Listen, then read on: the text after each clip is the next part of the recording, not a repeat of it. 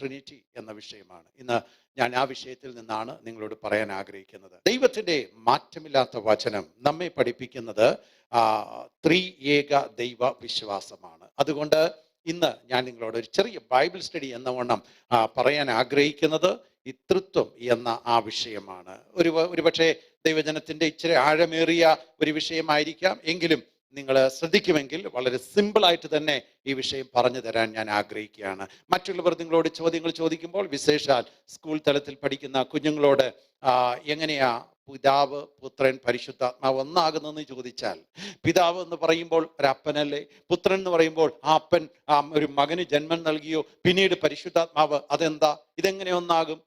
പെട്ടെന്ന് നമുക്ക് മനസ്സിലാക്കാൻ ചെറിയ ബുദ്ധിമുട്ട് വരും. പക്ഷേ ദൈവത്തിൻ്റെ വചനം എല്ലാത്തിനും ഉറപ്പ് നൽകുകയും വചനം നമ്മെ പഠിപ്പിക്കുകയും ചെയ്യുന്നത് കൊണ്ട് തിരുവചനത്തിലേക്ക് നിങ്ങളുടെ ശ്രദ്ധയെ കൊണ്ടുവരാൻ ആഗ്രഹിക്കുന്നു. ആവർത്തന പുസ്തകം 6-ാം അധ്യായം 4-ാം വാക്യം, ഡ്യൂട്ടോണോമി ചാപ്റ്റർ 6:4, ഇസ്രായേലേ കേൾക്ക, നമ്മുടെ ദൈവമായ കർത്താവ് ഏകൻ, അവനാണ് ഏകനായ കർത്താവ്. സ്തോത്രം. ഇസ്രായേലേ കേൾക്ക, നമ്മുടെ ദൈവമായ കർത്താവ് അവൻ ഏകനാണ്. ഏകനായ ദൈവത്തെ, യഹോവയാം ദൈവത്തെയാണ് നമുക്കവിടെ പരിചയപ്പെടുത്തുന്നത്. അപ്പോൾ 3 ദൈവങ്ങൾ ഇല്ല, ഒരു ദൈവമേ ഉള്ളൂ. മനസ്സിലായല്ലോ? 3 ദൈവങ്ങൾ നമുക്കില്ല, ഒറ്റ ദൈവമേ ഉള്ളൂ, അവൻ ഏകനാണ്. പിതാവാം ദൈവം എന്ന് നമുക്ക് അവനെ അഭിസംബോധന ചെയ്യാം, അല്ലെങ്കിൽ ദൈവം എന്ന് തന്നെ നമുക്ക് അവനെ വിളിക്കാൻ കഴിയും. പക്ഷേ ഈ ഏകനായ ദൈവത്തെക്കുറിച്ച് പറയുമ്പോൾ തന്നെ മത്തായി സുവിശേഷം 28-19 വാക്യം യേശു പറഞ്ഞതാണ്. എന്താണ്? പിതാവിൻ്റെയും പുത്രൻ്റെയും പരിശുദ്ധാത്മാവിൻ്റെയും നാമത്തിൽ സ്നാനപ്പെടുത്തണം. അങ്ങനെയാണെങ്കിൽ ഏകനായിരിക്കുന്ന ദൈവം ഏകനായിരിക്കുമ്പോൾ തന്നെ പിതാവിലും പുത്രനിലും പരിശുദ്ധാത്മാവിലും ഒരുപോലെ പ്രവർത്തിക്കുന്നത് തിരുവചനത്തിൽ നമുക്ക് കാണാൻ കഴിയും.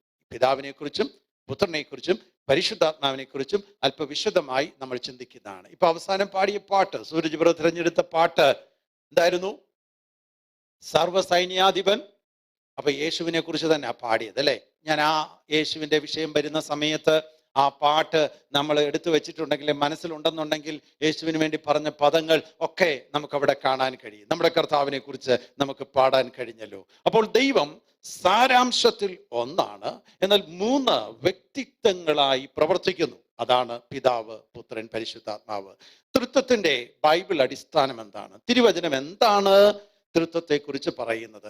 തൃത്വം അല്ലെങ്കിൽ ട്രിനിറ്റി എന്നൊരു വേർഡ് ബൈബിളിൽ നമുക്ക് കാണാൻ കഴിയത്തില്ല. പക്ഷേ ഈ ആശയം ഉൾക്കൊള്ളുന്ന പല വേദഭാഗങ്ങൾ തിരുവചനത്തിൽ കാണാൻ കഴിയും. വേഗത്തിൽ എടുക്കാമോ ഒരു വാക്യം? അത് വായിക്കേണ്ട വാക്യമാണ്. ഉൽപ്പത്തി പുസ്തകം 1-ാം അധ്യായം 26-ാം വാക്യം. സകലത്തിൻ്റെയും ഉൽപ്പത്തിയെക്കുറിച്ച് പറയുന്ന, ജനസിസിനെ കുറിച്ച് പറയുന്ന, ആദ്യത്തെക്കുറിച്ച് പറയുന്ന ഉൽപ്പത്തി പുസ്തകം അത് തന്നെ വ്യക്തമാക്കുന്നുണ്ട്. ദൈവം ത്രിയേകത്തിലാണ് പ്രവർത്തിക്കുന്നത്. എടുത്തേ, ജനസിസ് 1:26 ആദ്യ ഭാഗം. അനന്തരം ദൈവം നാം നമ്മുടെ സ്വരൂപത്തിൽ നമ്മുടെ സാദൃശ്യപ്രകാരം മനുഷ്യനെ ഉണ്ടാക്കുക. അവിടെ വായിച്ച വാക്യം നിങ്ങൾ ശ്രദ്ധിച്ചോ? ദൈവം പറയുകയാണ്, നാം നമ്മുടെ സാദൃശ്യപ്രകാരം, നമ്മുടെ സ്വരൂപത്തിൽ, നമ്മുടെ സാദൃശ്യപ്രകാരം. അപ്പൊ അവിടെ പല പ്രാവശ്യം ഒരു വാക്ക് ഉപയോഗിക്കുന്നത് നിങ്ങൾ ശ്രദ്ധിച്ചോ? എന്താണ്? നാം, നമ്മുടെ. ഞാൻ തനിച്ചിവിടെ നിന്നിട്ട് നമ്മുടെ എന്ന് പറയാൻ പറ്റുമോ? ഞാൻ തനിച്ചിവിടെ നിൽക്കുന്ന സമയത്ത് നമ്മുടെ എന്ന് എനിക്ക് പറയാൻ പറ്റുമോ? തനിച്ച് നിൽക്കുമ്പോൾ, ഒറ്റയ്ക്ക് നിൽക്കുമ്പോൾ.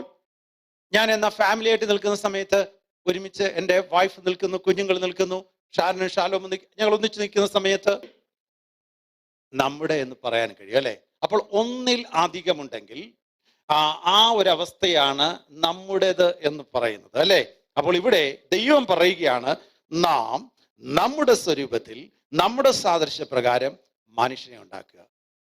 അപ്പൊ പഴയ നിയമം മുതൽ തന്നെ ട്രിനിറ്റി അല്ലെ ത്രിയേക ദൈവം എന്നത് അവിടെ നിൽക്കുന്ന കാര്യമാണ്. ചിലർ പറയും ആ സമയത്ത് ദൂതന്മാരെ വിളിച്ചതാ, ദൂതന്മാരോട് നമ്മുടെ സാദൃശ്യപ്രകാരം മനുഷ്യനെ ഉണ്ടാക്കാം എന്ന് പറഞ്ഞതാ. ഒരിക്കലുമല്ല. ഇനിയും പല വേദഭാഗങ്ങൾ അതിനുള്ള ബന്ധത്തിലുണ്ട്. 3-ാം അധ്യായത്തിലേക്ക് വന്നേ.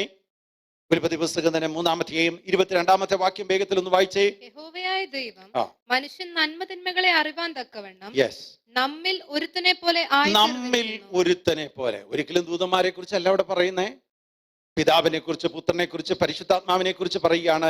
യഹോവയാം ദൈവം പറയുകയാണ്, മനുഷ്യൻ പാപം ചെയ്തു കഴിഞ്ഞപ്പോൾ ജീവന്റെ വൃക്ഷത്തിന്റെ ഫലം പറിച്ചു നിന്ന് നശിക്കും എന്ന് മനസ്സിലാക്കുന്ന സമയത്ത് ദൈവം പറയുകയാണ്, യഹോവയായ ദൈവം മനുഷ്യൻ നന്മ തിന്മകളെ അറിയുവാൻ തക്കവണ്ണം നമ്മിൽ ഒരുത്തനെ പോലെ ഇപ്പോൾ ആയിത്തീർന്നിരിക്കുന്നു. അതുകൊണ്ട് ഇപ്പോൾ അവൻ കൈ നീട്ടി ആ ജീവവൃക്ഷത്തിന്റെ ഫലം കൂടെ പറിച്ചു തിന്ന് യെസ് എന്നേക്കും ജീവിപ്പാൻ സംഗതി വരരുത് എന്ന് കൽപ്പിച്ചു. അപ്പോൾ മനുഷ്യന്റെ ആ പാപത്തിൽ അവൻ മരിച്ചു കിടക്കുമ്പോൾ ഇനിയും അവിടെ ഉള്ളതായ ജീവന്റെ വൃക്ഷത്തിന്റെ ഫലവും കൂടെ പറിച്ചു തിന്നാൽ അവനെ പിന്നീട് പാപത്തിൽ നിന്നും പാപത്തിന്റെ അന്ധകാരത്തിലും ജയിപ്പിക്കുവാൻ പുറത്തു കൊണ്ടുവരുവാൻ കഴിയില്ലെന്ന് മനസ്സിലാക്കിയ ദൈവം പറയുകയാണ്, നമ്മിൽ ഒരുത്തനെ പോലെ. അവിടെ ഉപയോഗിച്ചിരിക്കുന്ന വാക്ക് നിങ്ങൾ ശ്രദ്ധിച്ചോ?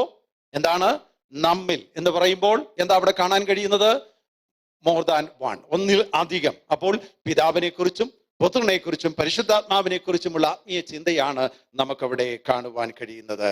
ഇനി ഉൽപ്പത്തി പുസ്തകം 11:7 വാക്യത്തിൽ മറ്റ് അതിപ്രധാനപ്പെട്ട ഒരു കാര്യം കാണാൻ കഴിയും. അതെന്താണെന്ന് ചോദിച്ചാൽ, ദൈവം ഇറങ്ങി വന്ന് ഭാഷ കലക്കിക്കളഞ്ഞ, ഇന്ന് നമ്മളിപ്പോൾ കുറച്ചു മുമ്പ് ഇംഗ്ലീഷിൽ ആരാധിച്ചു, ഇപ്പം മലയാളത്തിൽ ആരാധിക്കുന്നു, ഇന്നലെ വൈകിട്ട് നമ്മൾ ഹിന്ദിയിൽ ആരാധിച്ചു. ഇതിന്റെ എല്ലാം കാരണവും ദൈവമാണ്. വെറും ദൈവമായിട്ടല്ല. അവിടെ ഒന്ന് എടുത്തേ, ആ വാക്യം ഒന്ന് എടുത്തേ.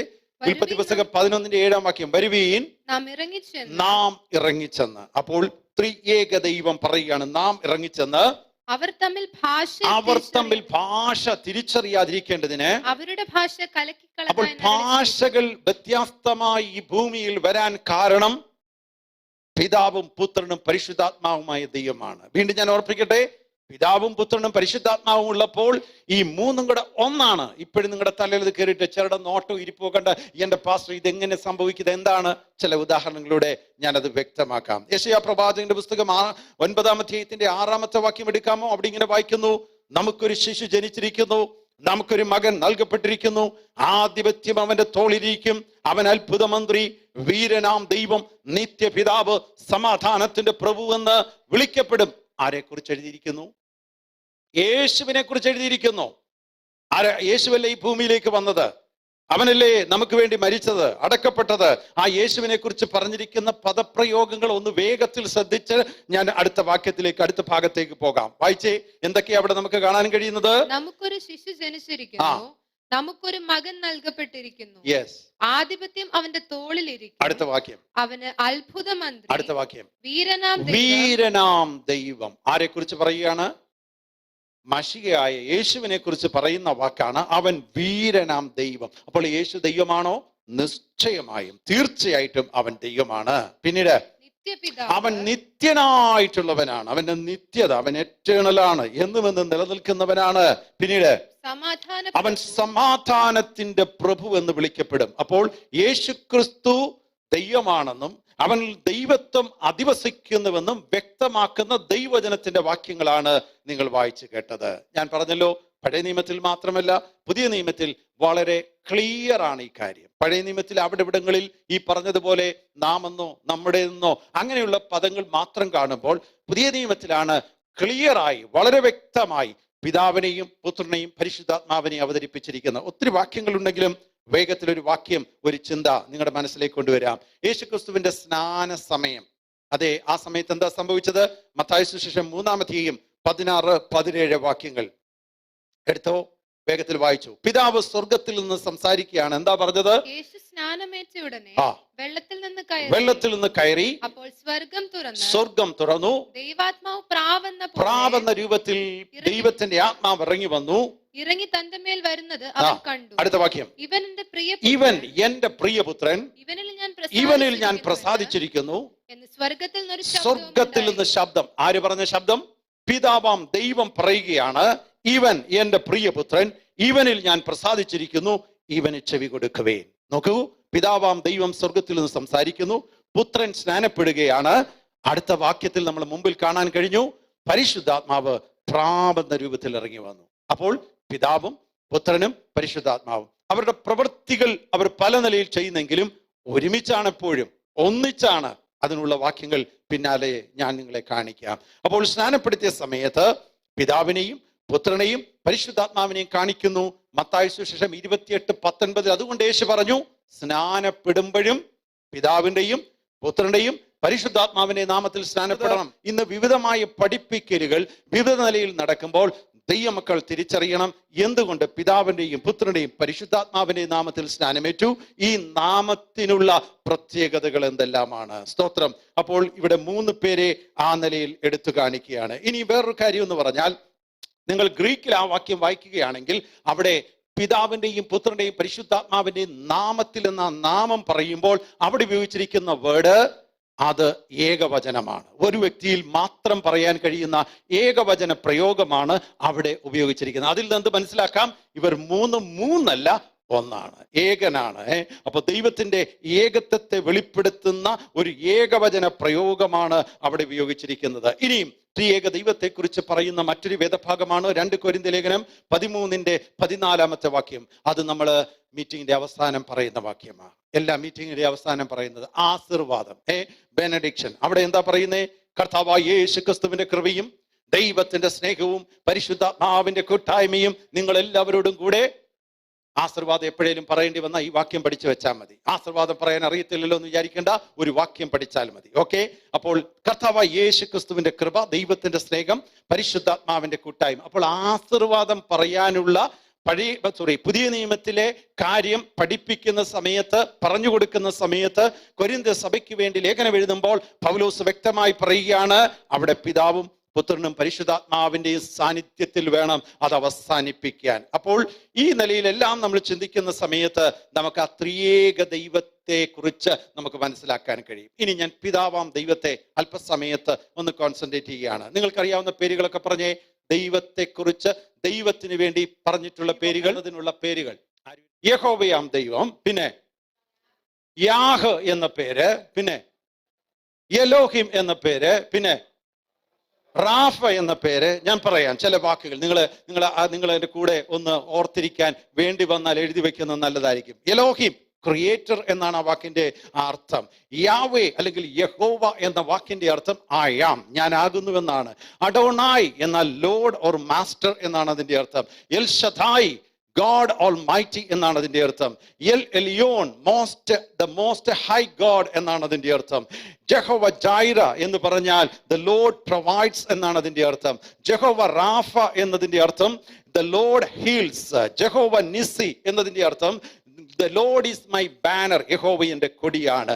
ജഹോവ ഷാലോം എന്ന് പറഞ്ഞാൽ peace, the Lord is my peace, അതാണ്. ഇനിയും മറ്റൊരു വാക്കെന്ന് പറയുന്നത് ജഹോവ റോഹി എന്ന് പറഞ്ഞാൽ the Lord is my shepherd. ഇങ്ങനെ തുടങ്ങി ഒട്ടനവധി പേരുകൾ പിതാവാം ദൈവത്തിന് കൊടുത്തിട്ടുള്ളത് തിരുവചനത്തിൽ നമുക്ക് കാണാൻ കഴിയും. അപ്പൊ അതേ സമയത്ത് തന്നെ കൊരിന്ത്യ ലേഖനം നമ്മളൊന്നെടുത്ത് 1 കൊരിന്ത്യ ലേഖനം 8-ാം അധ്യായത്തിന്റെ 6-ാമത്തെ വാക്യത്തിൽ അപ്പോസ്തലനായ പൗലോസ് പറയുകയാണ്, പിതാവായ ഏക ദൈവമേ നമുക്കുള്ളൂ. യെസ്, നമുക്ക് ഒറ്റ ദൈവമേ ഉള്ളൂ. പിന്നെ സകലത്തിനും കാരണഭൂതനും, അവൻ സകലത്തിനും കാരണഭൂതനും, നാം അവനായി ജീവിക്കേണ്ടവനുമാകുന്നു. അടുത്ത വാക്യം, യേശുക്രിസ്തു എന്ന ഏക കർത്താവും നമുക്കുണ്ട്. നമുക്ക് വേണ്ടി മറ്റൊരു കർത്താവ്, കർത്തൃത്വം നടത്തുന്ന മറ്റൊരു വ്യക്തിയെ പരിചയപ്പെടുത്തുന്നു. യേശുക്രിസ്തു എന്ന ഏക കർത്താവുണ്ട്. അവൻ മുഖാന്തരം സകലവും, അവൻ മുഖാന്തരം നാമും ആകുന്നു. അപ്പോൾ പിതാവും പുത്രനും പരിശുദ്ധാത്മാവും മൂന്നെന്നുള്ള നിലയിലല്ല, ഒരുമിച്ച് നിൽക്കുന്ന ഒറ്റ കൺസെപ്റ്റ് ആയിട്ടുള്ള ഏക വചനത്തിലാണ് അവിടെ എല്ലാം ഉപയോഗിച്ചിരിക്കുന്നത്. നമുക്ക് കാണാതറിയാവുന്ന സൺഡേ സ്കൂളിൽ പഠിച്ചിട്ടുള്ള കുഞ്ഞുങ്ങൾ പഠിച്ചിട്ടുള്ള, ഇവിടെ നിന്ന് ഇന്ന് മെമ്മറി വേഴ്സ് പറഞ്ഞതുപോലെ നമ്മളും സൺഡേ സ്കൂളിൽ പഠിച്ചിട്ടുള്ള മറക്കാൻ പറ്റാത്തൊരു വാക്യമാണ് യോഹന്നാന്റെ സുവിശേഷം 3-ാം അധ്യായം 16-17 വാക്യങ്ങൾ. അറിയാവുന്നവർ പറഞ്ഞ് ഒന്നിച്ച്, തന്റെ ഏകജാതനായ പുത്രനിൽ വിശ്വസിക്കുന്ന ഏവനും നശിച്ചു പോകാതെ നിത്യജീവൻ പ്രാപിക്കേണ്ടതിന് ദൈവം അവനെ നൽകുവാൻ തക്കവണ്ണം ലോകത്തെ സ്നേഹിച്ചു. 17-ാം വാക്യം ഇങ്ങനെയാണ്, ദൈവം തന്റെ പുത്രനെ ലോകത്തിൽ അയച്ചത് ലോകത്തെ വിധിപ്പാനല്ല, അവനാൽ രക്ഷിക്കപ്പെടുവാൻ അത്രേ. അപ്പോൾ നോക്കൂ, ഏകജാതനായി പുത്രനിൽ വിശ്വസിക്കുന്നവൻ നശിച്ചു പോകരുതെന്ന് മനസ്സിലാക്കി പിതാവാം ദൈവം ഭൂമിയെ സ്നേഹിച്ചു. നമുക്ക് അവിടെയും അതേ ദൈവത്തിന്റെ സ്നേഹം കാണാൻ കഴിയുന്നുണ്ട്. അപ്പോൾ ഇങ്ങനെ ഒത്തിരി വാക്യങ്ങൾ നമുക്ക് തിരുവഴുത്തിൽ നിന്ന് പിതാവാം ദൈവത്തെ മനസ്സിലാക്കാൻ കഴിയും. അതുപോലെ ഇനി നമ്മൾ വരുന്നത് പുത്രനായ ദൈവം അല്ലെങ്കിൽ യേശു ക്രിസ്തുവിനെ കുറിച്ചാണ്. ഇനി ഞാൻ നേരത്തെ പാടിയ പാട്ടിലേക്ക് വരിക. ആ പാട്ടിൽ തന്നെ കുറെ കാര്യങ്ങൾ പറഞ്ഞു. യേശുവിന്റെ പേര് അല്ലെ, യേശു ആരാണെന്നാ പറഞ്ഞേ? സർവ്വ സൈന്യാധിപനാണെന്ന് പറഞ്ഞ തുടങ്ങിയത്. പിന്നെ സർവ്വ അധികാരവും ഉള്ളവനാണ്. അതുകൊണ്ടാണ് നമ്മൾ ഇന്ന് അധികാരത്തോടുകൂടെ പ്രാർത്ഥിച്ചത് അല്ലേ? പ്രശ്നങ്ങളെ കൈകാര്യം ചെയ്യാൻ, പോരുകളെ കൈകാര്യം ചെയ്യാൻ, രോഗശക്തികളെ കൈകാര്യം ചെയ്യാൻ സഭയ്ക്ക് ദൈവം അധികാരം നൽകിയിരിക്കുകയാണ്. ആ അധികാരം നമ്മൾ ഉപയോഗിച്ച് പ്രാർത്ഥിച്ചുകൊണ്ടിരുന്നപ്പോഴാണ് ദൈവത്തിന്റെ ദൂതന്മാരുടെ വിസിറ്റേഷൻസ് ഉണ്ടായത്. നിങ്ങൾ എത്ര പേര് അത് മനസ്സിലാക്കി എന്നറിയത്തില്ല. വളരെ പവർഫുൾ ആയിട്ട് അത് പറയാൻ പറ്റുന്നില്ലായിരുന്നു. എനിക്ക് അന്നേരം പറയണമെന്നുണ്ട്, പക്ഷേ നിങ്ങൾ എല്ലാവരും ആരാധിക്കുന്നുണ്ട്, പിന്നീട് ഞാൻ പറയാമെന്ന് കരുതി മഹത്വം കരയേറ്റുകയാണ്. അപ്പോൾ സർവ്വസൈന്യാധിപനായ ദൈവം, അല്ലെ, ക്രിസ്തു, അവൻ രക്ഷകനാണ്, അവൻ മധ്യസ്ഥനാണ്, അവൻ മശികയാണ്, അവൻ കുഞ്ഞാടാണ്. ഇതിങ്ങനെ പല പേരുകളിൽ തിരുവചനത്തിൽ യേശുവിനെ പരിചയപ്പെടുത്തുന്നുണ്ട്. അതുകൊണ്ട് ഇതൊക്കെ കാണുമ്പോൾ വേറെ ആരുമാണെന്ന് ചിന്തിക്കേണ്ട, നമ്മുടെ കർത്താവ് തന്നെയാണ്. യേശുവിനെ കുറിച്ച് തിരുവചനം പരിചയപ്പെടുത്തുന്ന ചില വാക്യങ്ങൾ വേഗത്തിൽ നിങ്ങളുടെ ശ്രദ്ധയിലേക്ക് കൊണ്ടുവരാം. യോഹന്നാന്റെ സുവിശേഷം 1-ാമത്തെ വാക്യം, ആദിയിൽ വചനമുണ്ടായിരുന്നു, വചനം ദൈവമായിരുന്നു, ആ വചനം ദൈവത്തോട് കൂടെ ആയിരുന്നു. അത് ആരായിരുന്നു ഈ വചനം? 1:14 നോക്കിയേ, വചനം ജഡമായി നമ്മുടെ ഇടയിൽ വസിച്ചു. യോഹന്നാൻ ഇവിടെ പരിചയപ്പെടുത്തുന്ന ദൈവത്തിന്റെ വചനം എന്ന് പറയുന്നത് യേശുക്രിസ്തുവാണ്. അപ്പോൾ യേശുക്രിസ്തു ഭൂമിയിൽ വന്നു എന്നതിന് വളരെ വ്യക്തവും സ്പഷ്ടമായി ദൈവജനത്തിന്റെ ആധികാരികമായ വാക്യമാണ്, വചനം ജഡമായി നമ്മുടെ ഇടയിൽ വസിച്ചു. ഇനി അത് ആ ലേഖനത്തിലേക്ക് വരികയാണെങ്കിൽ ഇതേ അപ്പോസ്തലൻ തന്നെ പറയുകയാണ്, ഞങ്ങൾ കണ്ടു, ഞങ്ങൾ തൊട്ടു, ഞങ്ങൾ മനസ്സിലാക്കി എന്ന് പറഞ്ഞാൽ പേഴ്സണൽ എക്സ്പീരിയൻസ് യേശുവുമായിട്ടുണ്ടായി. ഞങ്ങൾ അവനിലേക്ക് ചേർന്നിരുന്നതാണ്, അവൻ ഞങ്ങൾക്ക് അപ്പം നുറുക്കി നൽകിയതാണ്. കർത്താവുമായിട്ടൊരു അടുത്ത ബന്ധം ഉണ്ടാകണം, യേശുവുമായിട്ടൊരു അടുത്ത ബന്ധം ഉണ്ടാകണം, കർത്താവിനോട് ചേർന്നിരിക്കണം, പറ്റിയിരിക്കണം. അതെ യോഹന്നാൻ ഒരു ഭാഗത്ത് പറയുന്നുണ്ട്, അവൻ്റെ തോളോട് ചാർഞ്ഞ, അല്ലെങ്കിൽ അവൻ്റെ ഹൃദയത്തോട് ചാഞ്ഞിരുന്ന ഒരു ശിഷ്യൻ എന്ന് പറഞ്ഞാണ് ആ യോഹന്നാൻ തന്നെ പരിചയപ്പെടുത്തുന്നത്. മറ്റൊരു ഭാഗത്ത് പറയുന്നുണ്ട്, യേശു സ്നേഹിച്ച ശിഷ്യൻ.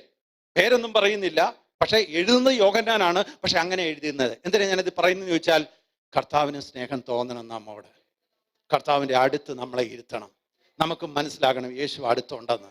പ്രശ്നം വരുമ്പോൾ തനിച്ചാണെന്ന് തോന്നരുത്.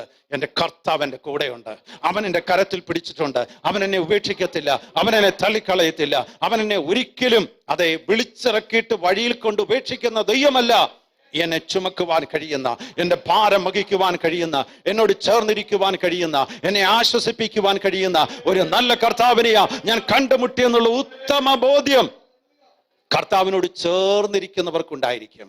അതുകൊണ്ട് ആ കർത്താവിനിൽ ചേർന്നിരിപ്പാനിടയാകണം. കൊലോസ്യ ലേഖനം 2-ാം അധ്യായം 9-ാമത്തെ വാക്യം. ഞാൻ ഇച്ചിരി ഫാസ്റ്റായിട്ട് പോകുന്നത് ഈ 3 കാര്യങ്ങളും, ത്രിയേക ദൈവത്തെക്കുറിച്ചുള്ള, പിതാവിനെ കുറിച്ച്, പുത്രനെ കുറിച്ച്, പരിശുദ്ധാത്മാവിനെ കുറിച്ച് 3 കാര്യവും പറഞ്ഞ് ഒന്ന് അവസാനിപ്പിക്കണം. സമയം വേഗത്തിൽ പോകുന്നത് കൊണ്ട് ഞാനും വേഗത്തിൽ പോകുന്നുവെന്ന് മാത്രം. ഓക്കെ, കൊലോസ്യ ലേഖനം 2:9 എടുത്തു വായിച്ചേ. അവനിലല്ലോ ദൈവത്തിന്റെ സർവസമ്പൂർണതയും ദേഹരൂപമായി വസിക്കുന്നത്. ആരിൽ?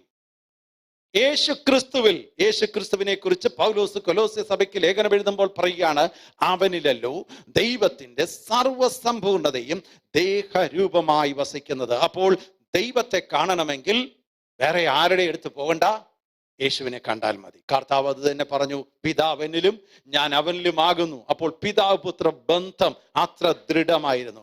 യേശു പാപങ്ങൾ ക്ഷമിക്കുന്നു, യേശു ആരാധന സ്വീകരിക്കുന്നു, യേശു ആ ദൈവിക അധികാരം ഉപയോഗിച്ചു.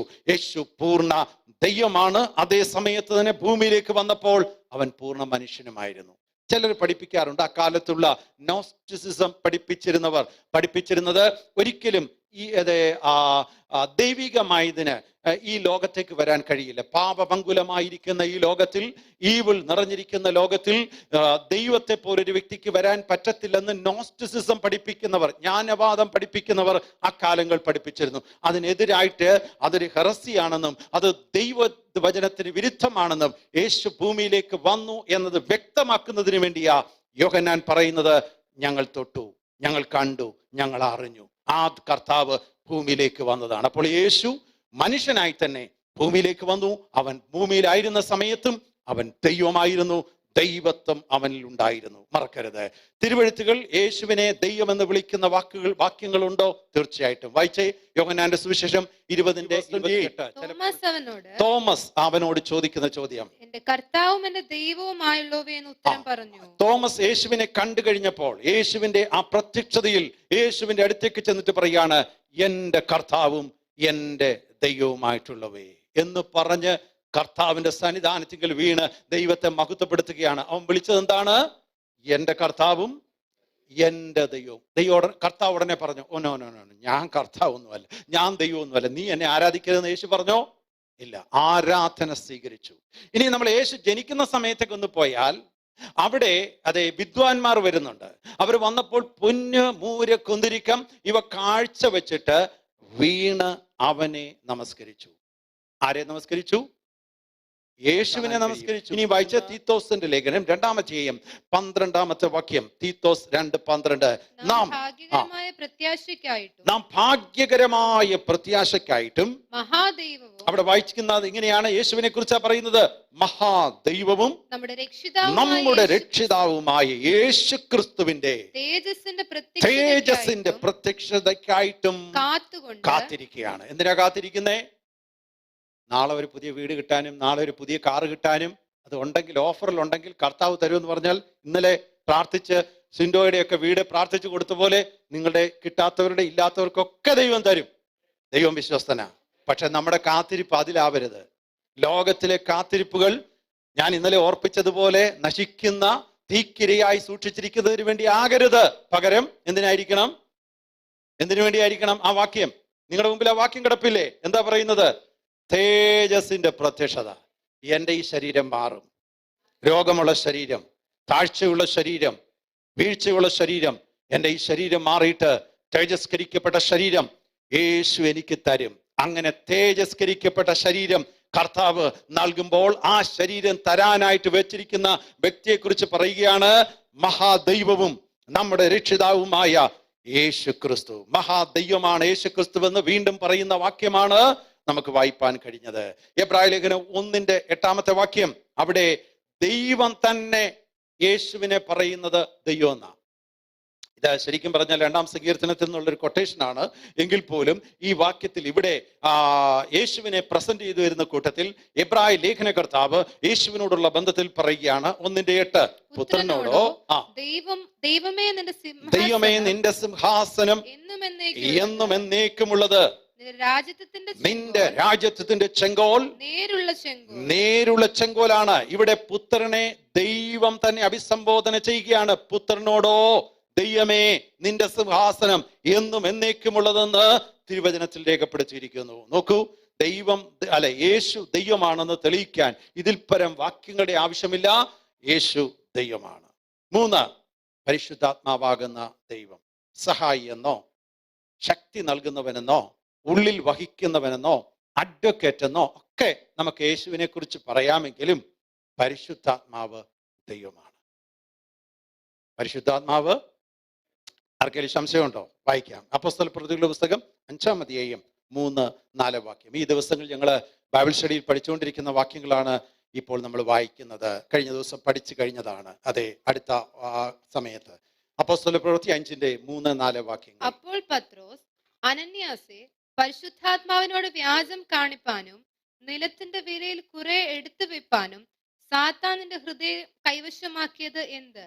അത് വിൽക്കും മുൻപേ നിന്റേതായിരുന്നില്ലയോ? വിറ്റ ശേഷവും നിന്റെ കൈവശം അല്ലാഞ്ഞുവോ? ഈ കാര്യത്തിന് നീ മനസ്സ് വെച്ചത് എന്ത്? മനുഷ്യരോടല്ല ദൈവത്തോടത്രേ നീ വ്യാജം കാണിച്ചത് എന്ന് പറഞ്ഞു. പശ്ചാത്തലം നമുക്കറിയാം. അനന്യാസ് വിറ്റ് ഉള്ളതെല്ലാം കൊണ്ടുവന്ന് അപ്പോസ്തലന്മാരുടെ കാൽക്കൽ വെക്കുന്ന സമയം.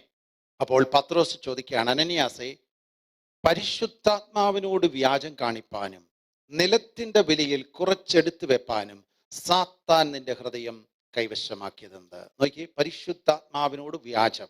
എന്നാൽ 4-ാം വാക്യത്തിലേക്ക് വരുമ്പോൾ ഈ പരിശുദ്ധാത്മാവിനോട് വ്യാജം കാണിച്ചത് പരിശുദ്ധാത്മാവ് ആരാണെന്ന് പറയുന്നു. ആരാണെന്നാ വായിക്കുന്നത്? അതിന്റെ അവസാന ഭാഗത്ത് അത് എഴുതിയിരിക്കുന്നത്, നീ മനുഷ്യരോടല്ല, നീ ദൈവത്തോടാണ് വ്യാജം കാണിച്ചത്. അപ്പോൾ പരിശുദ്ധാത്മാവ് ദൈവമാണ്. പരിശുദ്ധാത്മാവാകാം ദൈവത്തോട് നീ കാണിച്ചിരിക്കുന്ന വ്യാജം.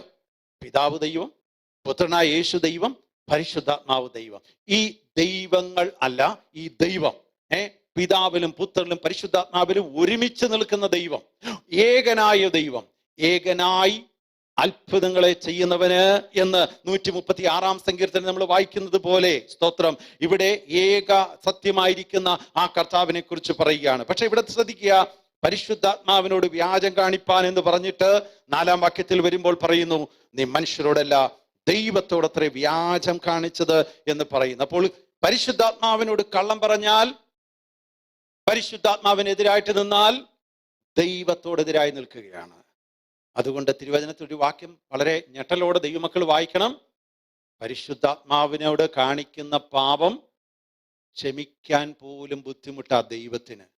അറിയായ്മയുടെ കാലത്ത് വല്ലതും കാണിച്ചിട്ടുണ്ടെങ്കിൽ, വല്ലതും ചെയ്തിട്ടുണ്ടെങ്കിൽ ദൈവം അത് ക്ഷമിക്കുകയും പൊറുക്കുകയും ചെയ്യും. അറിഞ്ഞിട്ടും ഇതൊക്കെ സത്യമാണെന്ന് മനസ്സിലാക്കിയിട്ടും പരിശുദ്ധാത്മാവിനെതിരായി പാപപ്രവർത്തികൾ ചെയ്യുകയും അതിനെതിരായി നിൽക്കുകയും ചെയ്താൽ, ദൈവപ്രവർത്തിക്കെതിരായി നിന്നാൽ, ആത്മപ്രവർത്തിക്കെതിരായി നിന്നാൽ ദൈവം അത് ക്ഷമിക്കത്തില്ലെന്ന് തന്നെയാണ് പറയുന്നത്. അതുകൊണ്ട് വളരെ ഭയത്തോടെ വേണം നമുക്ക് ജീവിക്കാൻ. യോഹന്നാന്റെ സുവിശേഷം 14-16 വാക്യം യേശു പറയുകയാണ്, എന്നാൽ ഞാൻ പിതാവിനോട് ചോദിക്കും. യേശു പറയുന്നു, പുത്രൻ പറയുന്നു, ഞാൻ പിതാവിനോട് ചോദിക്കും, എന്നിട്ട് അവൻ സത്യത്തിന്റെ ആത്മാവ് എന്ന മറ്റൊരു കാര്യസ്ഥനെ. അപ്പോൾ പരിശുദ്ധാത്മാവിന്റെ വേറൊരു പേരാണ് സത്യത്തിന്റെ ആത്മാവ്. അവൻ സത്യമേ പറയത്തുള്ളൂ. അപ്പൊ ഈ ആത്മാവ് പ്രാപിച്ചവർ കള്ളം പറയാൻ പാടില്ല. അത് കണ്ടീഷനാ. അവൻ സത്യത്തിന്റെ ആത്മാവാ. അകത്ത് സത്യത്തിന്റെ ആത്മാവ് ഇരിക്കുമ്പോൾ കള്ളത്തരം അകത്തുനിന്ന് പുറത്തു വരുന്നെങ്കിൽ ആത്മാവ് ഇറങ്ങിപ്പോയി, വേറൊരു ആത്മാവ് കിട്ടി. അതാണ് അതിന്റെ അർത്ഥം, അല്ലേ? അവൻ സത്യത്തിന്റെ ആത്മാവെന്ന മറ്റൊരു കാര്യസ്ഥൻ. എന്തുകൊണ്ടാ മറ്റൊരു കാര്യസ്ഥൻ എന്ന് പറയുന്നത്? യേശുക്രിസ്തുവും കാര്യസ്ഥനായിട്ട് അപ്പോഴവിടെ കൂടെയുണ്ട്. യേശു കൂടെ ഉള്ളപ്പോഴാണ് പറയുന്നത്, ഞാൻ അങ്ങ് പോകും, പക്ഷെ ഞാൻ പോയാലും മറ്റൊരു കാര്യസ്ഥനെ നിങ്ങളുടെ ഇടയ്ക്കിലേക്ക് അയക്കാൻ പോകുന്നു. നമ്മൾ അതാണ് അപ്പോസ്തല പ്രവൃത്തികളുടെ പുസ്തകം 2-ാം അധ്യായം 1 മുതൽ വായിക്കുമ്പോൾ കാണുന്നത്. അതേ സ്തോത്രം, സഭ ഒരുമിച്ച് കാത്തിരുന്ന സമയത്ത് പരിശുദ്ധാത്മാവിന്റെ ശക്തി ഇറങ്ങി വന്നത് നമുക്ക് അവിടെ കാണാൻ കഴിയും. അപ്പോൾ പരിശുദ്ധാത്മാവ് വ്യക്തിത്വമുള്ള ഒരു വ്യക്തിയായി തന്നെ വിശുദ്ധ വേദപുസ്തകത്തിൽ നമുക്ക് കാണാൻ കഴിയും. അതുകൊണ്ട് ചില വാക്യങ്ങൾ പരിശുദ്ധാത്മാവിനെ കുറിച്ച് വായിക്കുമ്പോൾ നിങ്ങൾ ഇങ്ങനെ കാണുന്നുണ്ട്, പരിശുദ്ധാത്മാവ് നമ്മെ പഠിപ്പിക്കുന്നു, പരിശുദ്ധാത്മാവ് നമ്മെ നയിക്കുന്നു. അതുകൊണ്ട് അവനെ ദുഃഖിപ്പിക്കാൻ കഴിയും. ആരെയാ ദുഃഖിപ്പിക്കാൻ കഴിയുന്നേ? എനിക്ക് ആൽബിനെ ദുഃഖിപ്പിക്കാൻ കഴിയോ? കുറച്ചു നേരം ഞാൻ വല്ലതൊക്കെ ഒന്ന് പറഞ്ഞു നോക്കട്ടെ, അന്നേരം അറിയാം ആൽബിന്റെ ഇപ്പോഴത്തെ ആ ചിരിയെല്ലാം പോയി. എപ്പോഴും കണ്ടാലും ഇങ്ങനെ നല്ലൊരു ചിരിയല്ലേ ചിരിക്കുന്നേ. ആ ചിരിയൊക്കെ പോയിട്ട് ആകപ്പാടം മുഖമൊക്കെ വാടി, എന്താ ദുഃഖിപ്പിച്ചു. അപ്പോൾ നമ്മുടെ അകത്തിരിക്കുന്ന പരിശുദ്ധാത്മാവിനെ ദുഃഖിപ്പിക്കരുത്. കാരണം ആ പരിശുദ്ധാത്മാവാകുന്ന അച്ചാരത്താലാണ് നമ്മെ നിത്യതയ്ക്ക് വേണ്ടി സീൽ ചെയ്തിരിക്കുന്നത്. ആത്മാവിന്റെ അഭിഷേകം പ്രാപിച്ചൊരു ദൈവവേദനെ സീൽ ചെയ്തിട്ടിരിക്കുക. ഞാൻ ആ സീൽ എന്ന് പറയുമ്പോൾ പെട്ടെന്ന് എൻ്റെ മനസ്സിൽ വരുന്ന ഒരു ഉദാഹരണം, നിങ്ങൾ ഈ നാട്ടിലൊക്കെ യാത്ര ചെയ്യുന്ന സമയത്ത്, പ്രത്യേകിച്ച് ഞങ്ങളുടെ പത്തനാപുരം പുനലൂർ ഏരിയയിലൂടെ ഒക്കെ യാത്ര ചെയ്തിട്ടുണ്ടെങ്കിൽ, അവിടെയൊക്കെ തേക്കിന്റെ തടിയിൽ ഒരു സീൽ അടിച്ചിട്ട് റോഡ് സൈഡിൽ കിടക്കുന്ന കാണാം. ഒരു കള്ളനും അത് മോഷ്ടിക്കുകയല്ല. മോഷ്ടിച്ച വിവരം അറിയും. എന്താണെന്നറിയാമോ? ഗവൺമെന്റിന്റെ സീൽ അതിൽ അടിച്ചിരിക്കുന്നത്. കേരള സ്റ്റേറ്റ് ഗവൺമെന്റ് പറയുകയാണ്, ഇത് ഞങ്ങളുടേതാണ്, ഇതിവിടെ കിടക്കുന്നിടത്തോളം കാലം ഇതിന്മേൽ ആർക്കും അവകാശമില്ല. എത്ര പെരുങ്കള്ളന്മാർ പോയാലും, എന്നാ തേക്ക് തടിയല്ലയോ, ഈട്ടിത്തടിയല്ലയോ, ഭയങ്കര വിലയേറിയതല്ലേ, മഹാഗണിയല്ലേ, പൊക്കിക്കൊണ്ട് വീട്ടിൽ പോകാന്ന് വിചാരിച്ചാൽ അവന്റെ വീട്ടിൽ വന്ന് അവനെ പിടിക്കും. പരിശുദ്ധാത്മാവിന്റെ സീല് എൻ്റെ നിങ്ങളുടെ മേലുണ്ടെങ്കിൽ, അഭിഷേകം പ്രാപിച്ചോട് ഞാൻ പറയട്ടെ, നമ്മളൊക്കെ എവിടെ പോയാലും, എവിടെ കിടന്നാലും, ഏതവസ്ഥയിലായാലും, ഏതൊക്കെ കഷ്ടങ്ങൾ വന്നാലും, ഏതൊക്കെ പ്രശ്നം വന്നാലും, ഏതൊക്കെ രോഗം വന്നാലും, ചങ്കൂറ്റമുള്ള ദൈവത്തിന്റെ പൈതൽ വിളിച്ചു പറയും, ഞാൻ എൻ്റെ ദൈവത്തിൻ്റെതാണ്. ഒരു പാപത്തിന്, ഒരു അന്ധകാര ശക്തിക്ക്, ഒരു രോഗശക്തിക്ക് എൻ്റെ മേൽ അവകാശമില്ല. ഞാൻ എൻ്റെ ദൈവത്തിൻ്റെതാണ്.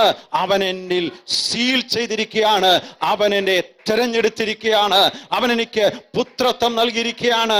എൻ്റെ പാപത്തെ അവൻ കഴുകിയത് കൊണ്ട് എൻ്റെ രോഗത്തെ അവൻ സൗഖ്യമാക്കും. എനിക്ക് അവന്റെ അടിപ്പിണരുകളാൽ സൗഖ്യമുണ്ട്.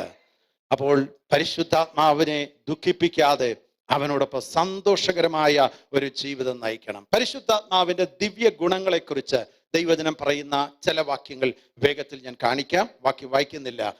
എബ്രായ ലേഖനം 9:14 നിത്യൻ അല്ലെങ്കിൽ നിത്യാത്മാവ് എന്ന് പരിശുദ്ധാത്മാവിനെ കുറിച്ച് പറയുന്നു. സങ്കീർത്തനം 139:7 അവിടെ ഇങ്ങനെ വായിക്കുന്നു, നിന്റെ ആത്മാവിനെ ഒളിച്ചു ഞാൻ എവിടേക്ക് പോകും? സർവ്വവ്യാപിയാ, ഇവനെ വിളിച്ചൊന്നും പാനൊക്കത്തില്ല. എവിടെയെങ്കിലും പോയി ഒളിച്ചിരുന്നാൽ യോനെ മത്സ്യത്തിന്റെ വയറ്റിനകത്തുനിന്ന് പൊക്കിയെടുത്തോണ്ട് വന്ന പോലെ അവിടെ പോയാലും, അല്ല കപ്പലിന്റെ അടിത്തട്ടി പോയി കിടന്ന് ഉറങ്ങിയാലും, എവിടെ ഒളിച്ചിരിക്കാമെന്ന് വിചാരിച്ചാലും നിന്റെ ആത്മാവിനെ വിട്ട് ഞാൻ എവിടേക്ക് പോകും?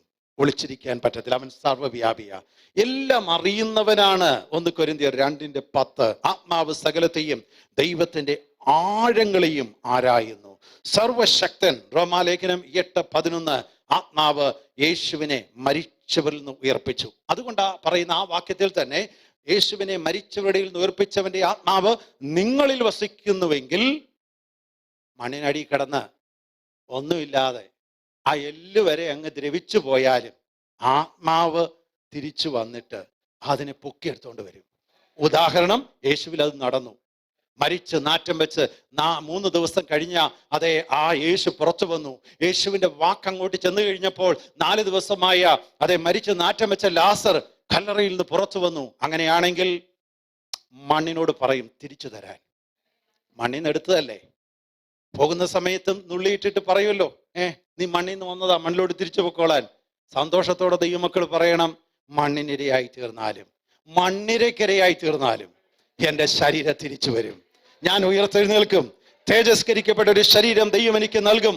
അതുകൊണ്ട് ഈ പരിശുദ്ധാത്മാവിന്റെ ശക്തി പ്രാപിച്ചിട്ട്, അഭിഷേകം പ്രാപിച്ചിട്ടേ മരിക്കാവൂ, അല്ലാതെ മരിക്കരുത്. എത്ര വില കൊടുക്കേണ്ടി വന്നാലും, എത്ര സമയം ഇരിക്കേണ്ടി വന്നാലും. ഡിസംബറിൽ 7 days ഫാസ്റ്റിംഗ് പ്രേയറാ. നിങ്ങൾ ഇപ്പോഴേ ലീവ് എഴുതിയിട്ടോ, ദിവസത്തിലിരിക്കെ, കർത്താവേ അങ്ങയുടെ ശക്തി പ്രാപിച്ചിട്ട് എനിക്ക് ഈ വർഷത്തിൽ നിന്ന് അടുത്ത വർഷത്തിലേക്ക് കയറണം. നിങ്ങൾ തീരുമാനിക്ക്. ദൈവം തന്റെ ശക്തിയിൽ ദൈവം നിങ്ങളെ നൽകി. തൃത്വത്തെക്കുറിച്ച് ഞാൻ പറഞ്ഞ കാര്യം ഇങ്ങനെ സമ്മറൈസ് ചെയ്ത് പ്രാർത്ഥിച്ച് അവസാനിപ്പിക്കാൻ ആഗ്രഹിക്കുകയാണ്. തൃത്വം പൂർണ്ണമായി മനസ്സിലാക്കാൻ ദൈവത്തിന്റെ സാന്നിധ്യം വേണം. പ്രാർത്ഥിക്കണം, തിരുവചനവുമായി ദൈവസ്ഥലിരിക്കണം. നമ്മുടെ ചിന്തകൾക്ക് വിചാരങ്ങൾക്ക് അപ്പുറത്താണ് ദൈവം. ദൈവത്തെ ഒരു നാളും ഒരു മനുഷ്യനും കണ്ടിട്ടില്ല. കാണാൻ വളരെ ആഗ്രഹിച്ച മോശ പോലും കർത്താവെ അങ്ങേ എന്ന് കാണണമെന്ന് പറഞ്ഞപ്പോൾ പറഞ്ഞു, കണ്ട നീ ജീവിച്ചിരിക്കുകയല്ല.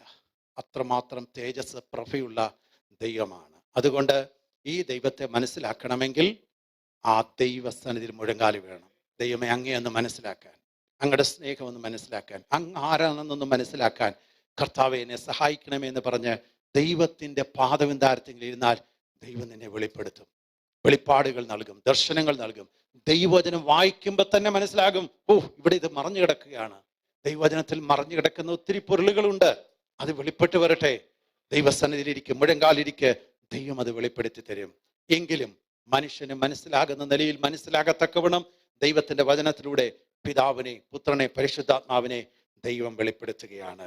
വിശ്വാസികൾ എന്നുള്ള നിലയിൽ അതുകൊണ്ട് ഭയത്തോടെ, ഭക്തിയോടെ ഈ കർത്താവിനെ മുമ്പിൽ ആരാധിക്കുവാൻ, മഹത്വപ്പെടുത്തുവാൻ, അവന്റെ സന്നിധിയിലിരിക്കുവാൻ, അവനെ ആരാധിപ്പാൻ കർത്താവ് നമുക്ക് കൃപ നൽകുമാറാകട്ടെ. എല്ലാ തലകളും വണക്കാം. ദൈവസന്നിധിയിൽ നമുക്ക് പ്രാർത്ഥിക്കാം.